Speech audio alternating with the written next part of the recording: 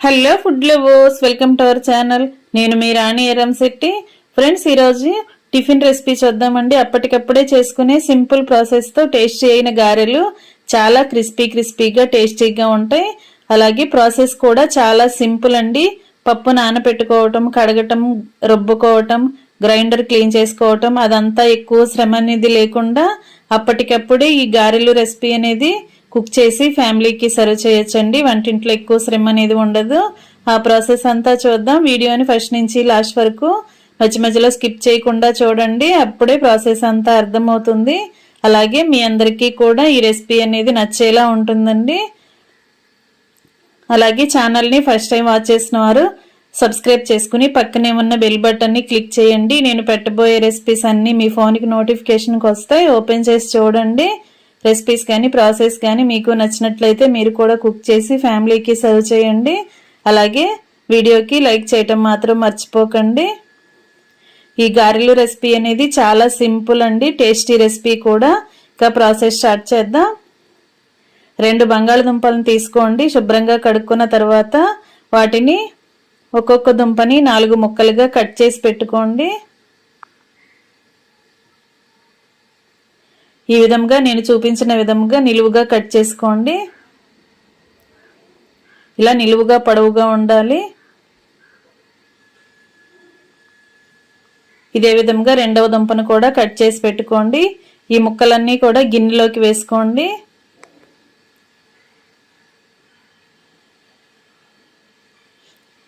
ఇప్పుడు ఒక 1/2 glass water పోసుకోండి.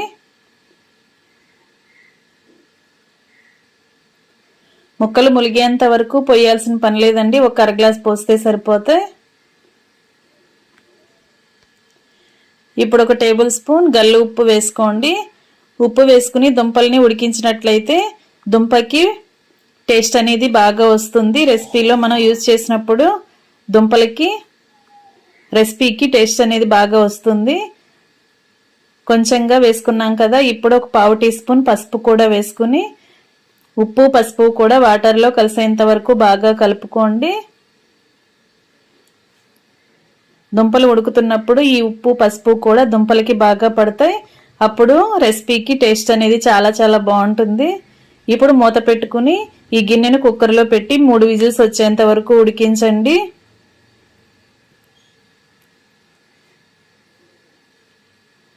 విజిల్స్ అనేది ఎక్కువగా రావద్దండి. 3 విజిల్స్ వస్తే సరిపోతాయి. ఉడికిన తర్వాత చూపిస్తున్నాను. దుంపల్లో ఉన్న వాటర్ అన్నీ కూడా తీసేసుకుని దుంపల్ని చల్లారిన తర్వాత దానిపైన ఉన్న పీల్ ఓపెన్ చేసుకోండి. ఇలా అన్ని దుంపలకి కూడా ఓపెన్ చేసి గిన్నెలో పెట్టుకుని పక్కన పెట్టుకోండి. ఇప్పుడు ఒక గిన్నె నిండా పొడి బియ్యం పిండి తీసుకోండి. 1 కప్పు పొడి బియ్యం పిండి, అదే కప్పుతో అదే క్వాంటిటీలో 1 కప్పు వాటర్ తీసుకోండి. ఇప్పుడు స్టవ్ ఆన్ చేసి కళాయి పెట్టుకోండి. రెడీ చేసి పెట్టుకున్న కప్పు వాటర్ కూడా దానిలో పోసుకోండి. మనం ఏ కప్పుతో బియ్యం పిండి తీసుకుంటే సేమ్ క్వాంటిటీలో అదే కప్పుతో వాటర్ తీసుకోవాలండి. 1 కప్పు పిండికి 1 కప్పు వాటర్. అలాగే వాటర్లో టేస్ట్కి సరిపడా సాల్ట్, కొంచెం ఎండుమిర్చి ముక్కలండి, చిల్లీ ఫ్లేక్స్ అంటాం కదా, అవి వేసుకోండి. సన్నగా తరిగిన కొత్తిమీర, సన్నగా తరిగిన కరివేపాకు, 1 టేబుల్ స్పూన్ జీలకర్ర, 1/2 టీ స్పూన్ పసుపు వేసుకోండి. ఇలా మనం వేసిన ఇంగ్రీడియంట్స్ అన్నీ కూడా వాటర్లో కలిసేంత వరకు బాగా కలుపుకోండి. ఇప్పుడు రెడీ చేసి పెట్టుకున్న కప్పు పొడి బియ్యం పిండి కూడా వాటర్లో వేసేసుకుని వెంటనే స్టవ్ ఆఫ్ చేసుకోండి. పిండి అనేది వాటర్లో ఉండలు లేకుండా గరిటెతో బాగా కలుపుకోండి. పిండి కళాయికి అంటుకోకుండా ఉండాలంటే 2 టేబుల్ స్పూన్లు ఆయిల్ వేసుకున్నట్లయితే పిండి పొడి పొడిలాడుతూ వస్తుందండి. కళాయికి అంటుకుపోకుండా ఉంటుంది. వాటర్ కాగుతున్నప్పుడైనా కూడా మనం ఆయిల్ని వేసుకోవచ్చు. ఇప్పుడు ఒక 10 నిమిషాలు మూత పెట్టుకుని పక్కన పెడితే పిండి అంతా కూడా చల్లారుతుంది. ఈ లోపుగా మనం ఉడికించుకున్న బంగాళదుంపల్ని చూద్దాం. ఉడికించి పైపీలంతా తీసుకున్న దుంపలు ఉన్నాయి కదా, వాటిని గ్రేటర్తో తురుముకోండి. బియ్యపిండి ఉడికించిన కళాయిలోకి దుంపల తురుము కూడా కలిసిపోవాలి.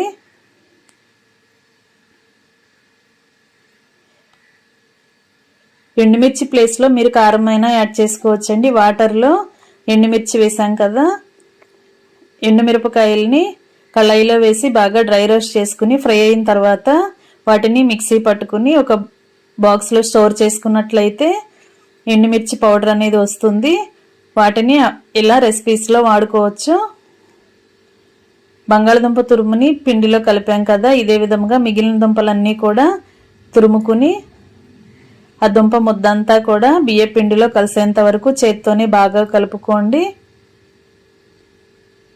ఉడికించిన పిండి అలాగే బంగాళదుంప తురుము కూడా మొత్తం కూడా కలిసిపోయి చపాతీ ముద్దలాగా రావాలి. ఇలా రెడీ అయ్యింది కదా. ఇప్పుడు ఒక గిన్నెలో ఆయిల్ పెట్టుకోండి. చేతికి ఆయిల్ని అప్లై చేసుకుంటూ పిండిని కొంచెం కొంచెంగా తీసుకోండి.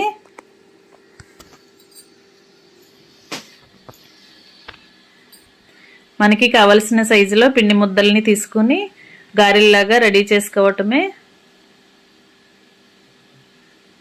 పిండి అనేది కరెక్ట్గా ఉడికించుకుని కరెక్ట్గా కలుపుకున్నట్లయితే చపాతీ ముద్దని కరెక్ట్గా రెడీ చేసుకున్నట్లయితే మనం గారెలు ఒత్తుకునేటప్పుడు పైన ఎక్కడ కూడా క్రాక్స్ అనేవి రావండి. పిండి విడిపోకుండా పర్ఫెక్ట్ గారెలు షేప్ అనేది వస్తుంది. ఈ విధంగా రెడీ చేసి ప్లేట్లో పెట్టుకోండి. ఇలా మధ్యలో పెద్దగా హోల్ చేసుకున్నట్లయితే గారెంతా కూడా లోపల వరకు కరెక్ట్గా ఫ్రై అయ్యి క్రిస్పీగా టేస్టీగా ఉంటాయి. ఇదే విధంగా మిగిలిన పిండిని కూడా రెడీ చేసి పెట్టుకోండి. చేతికి పిండి అనేది అంటుకుపోతూ ఉంటుంది, బంగాళదుంప తురుము వేసాం కదా, అందుకే మనం ఆయిల్ని చేతికి అప్లై చేసుకుంటూ పిండి ముద్దలను తీసుకుని గారెల్లాగా ఒత్తుకోవాలి. గారె చేస్తున్నప్పుడు ఎక్కడైనా క్రాక్స్ అనేవి వస్తే వాటిని కరెక్ట్గా సరి చేసుకుని పెట్టుకోండి. ఇదే విధంగా మిగిలిన పిండి అంతా కూడా రెడీ చేసుకోండి. ప్రాసెస్ చాలా సింపుల్ అండి. డీప్ ఫ్రై కూడా చాలా తక్కువ టైంలోనే కంప్లీట్ అయిపోతాయి. ఇప్పుడు స్టవ్ ఆన్ చేసి కళాయి పెట్టుకుని ఆయిల్ కాగించుకుని ఫ్లేమ్ని మీడియంలో పెట్టుకోండి. ఇప్పుడు రెడీ చేసి పెట్టుకున్న గారెలను అలా కళాయిలో వేసుకుని ఆయిల్కి పట్టినన్ని గారెలు వేసుకుని డీప్ ఫ్రై చేసుకోండి. ఒకవైపున బాగా ఫ్రై అయిన తర్వాత వెనుక వైపు కూడా టర్న్ చేసుకుని రెండు వైపులా కరెక్ట్గా ఫ్రై చేసుకోండి. ఫ్లేమ్ మీడియంలో పెట్టుకున్నప్పుడు మాత్రమే గారె అనేది లోపల వరకు కూడా చక్కగా ఫ్రై అయ్యి క్రిస్పీగా ఉంటాయండి తింటున్నప్పుడు. ఫ్లేమ్ మరీ హైలో పెట్టామంటే ఒకేసారి గారెంతా కూడా ఫ్రై అయిపోతుంది, కానీ లోపలంతా కూడా పచ్చిగానే అనిపిస్తుంది. అలా కాకుండా ఫ్లేమ్ని తగ్గించుకుని కొంచెం టైం అనేది ఎక్కువ పట్టినా కూడా కరెక్ట్గా ఫ్రై చేసుకోండి. ఇలా క్రిస్పీగా వచ్చిన తర్వాత ఆయిల్ నుండి తీసేసుకుని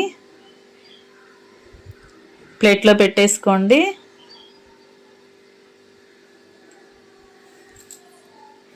ఆయిల్ కూడా ఎక్కువగా పీల్చుకోదండి. మనం బియ్యం పిండితో చేసాం కదా, రెసిపీకి టేస్ట్ అనేది చాలా బాగుంటుంది, కానీ ఆయిల్ అసలు ఎక్కువగా పీల్చుకోదు. చాలా సింపుల్గా వీటిని తక్కువ ఆయిల్తో కూడా డీప్ ఫ్రై చేసేసుకోవచ్చు. ఇలా రెడీ చేసి పెట్టుకున్న గారెలన్నీ కూడా కరెక్ట్గా డీప్ ఫ్రై చేసుకుని స్టవ్ ఆఫ్ చేసుకుని ఇంకా సర్వింగ్ ప్లేట్లోకి తీసుకోవటమే. క్రిస్పీగా ఉండే పొటాటో గారెలు రెడీ అయిపోయాయి. ఎలాంటి పప్పు నానబెట్టి రుబ్బుకోవటం శ్రమ అనేది లేకుండా అప్పటికప్పుడే ఈ రెసిపీని కంప్లీట్ చేశాం కదా.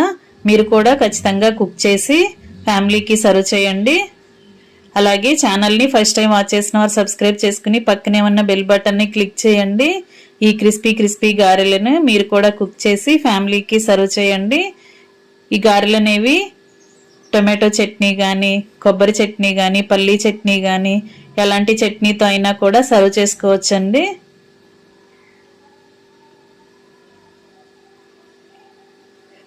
నేను ఎండుమిర్చి కొబ్బరి ముక్కలతో చట్నీ చేశాను. కొబ్బరి చట్నీతో సర్వ్ చేయబోతున్నాను. మీరు మీకు నచ్చిన చట్నీని ప్రిపేర్ చేసుకుని సర్వ్ చేసుకోండి. ఇంకా రెడీ అయిపోయండి. ఇలా వేడివేడి గారెలను కొబ్బరి చట్నీతో ఫ్యామిలీకి సర్వ్ చేసుకోవటమే. చాలా టేస్టీగా ఉండే రెసిపీ కంప్లీట్ అయిపోయింది కదా. వీడియో నచ్చినట్లయితే లైక్ చేయండి. అలాగే మీ ఫ్రెండ్స్కి ఫ్యామిలీ మెంబర్స్కి రెసిపీ షేర్ చేయండి. మీరు కూడా కుక్ చేసి మీకు ఎలా వచ్చాయో నచ్చాయో నాకు కమెంట్ చేయండి. మీరు ఇంతకు ముందు ఎప్పుడైనా కూడా ఇలాంటి గారెలు చేశారో లేదో కూడా నాకు కమెంట్ చేయండి. మీకు ఇష్టమైతే రెసిపీని కుక్ చేయండి. Thanks for watching. నేను మీ రాణి ఎర్రంశెట్టి.